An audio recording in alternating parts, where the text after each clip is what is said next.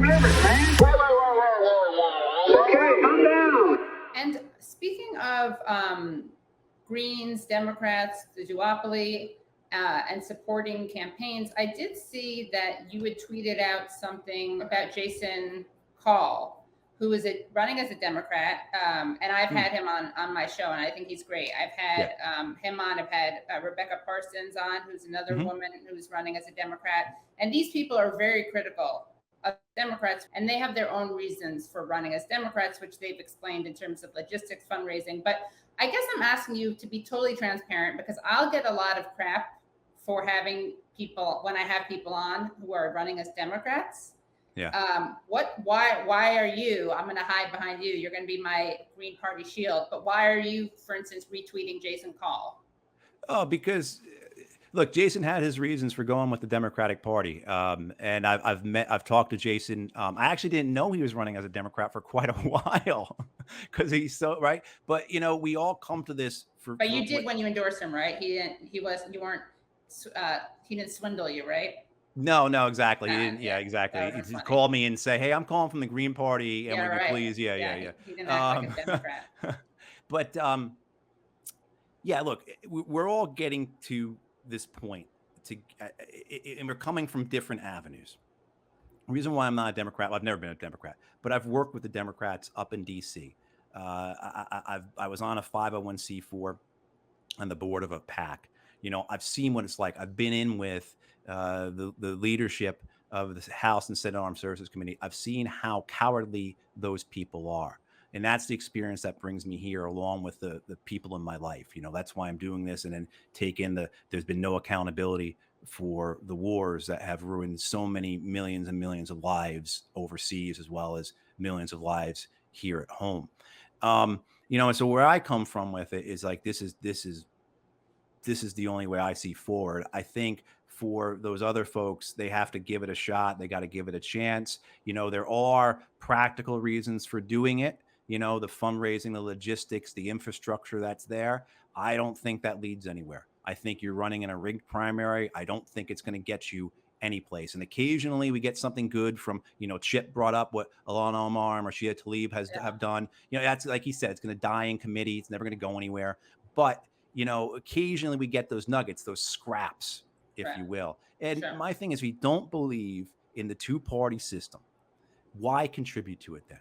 You know, and for me, it's a three-pronged thing. It's one, it's continuing to build a political effort that's part of a larger working family leftist movement that's subordinate to those interests and just one part of a larger body.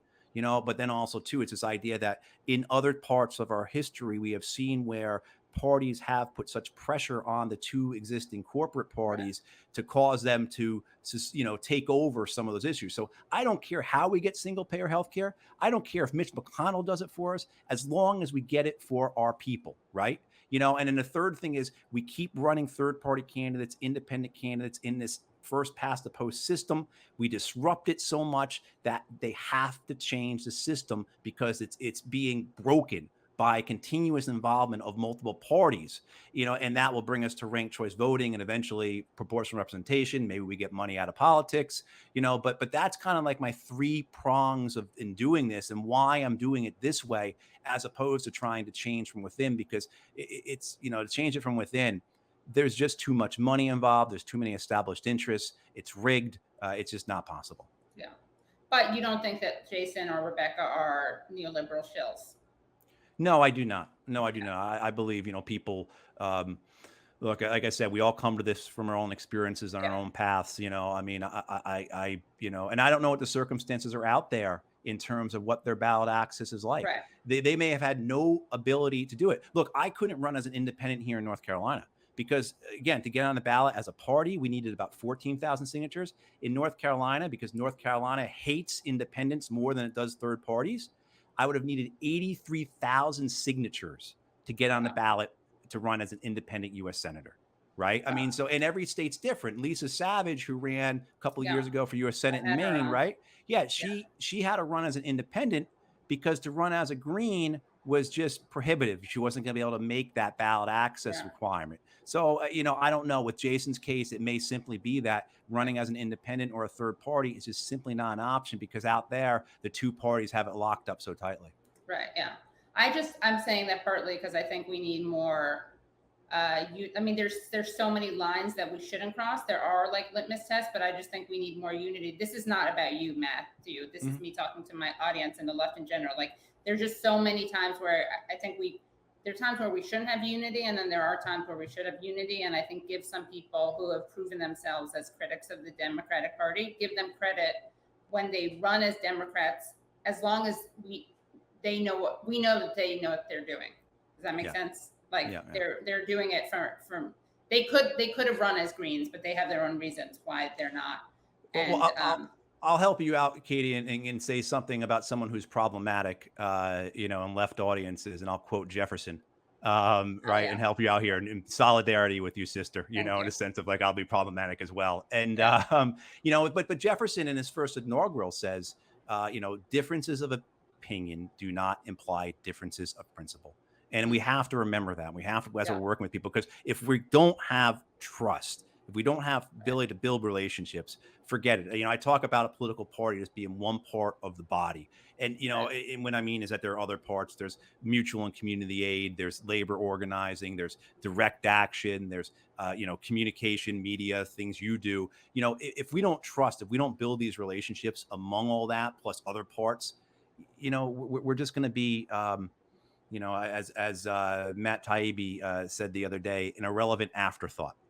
And we have to remember that. And we have to, have this strategic focus, a long-term focus, to build on what's been done before, because I don't want to step on any toes, because a lot of good people have done great things to get us to this point.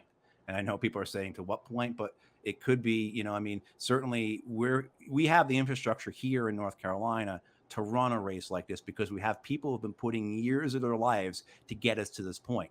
And we need to do the same around the country. And that's one of the important things about this campaign, is trying not just to find more candidates, but to try and build people so that we have people who can be campaign managers, who can be treasurers, who can do all those other aspects of a campaign in order to provide a real challenge to the two-party system. And that has to be, again, integrated into that larger body.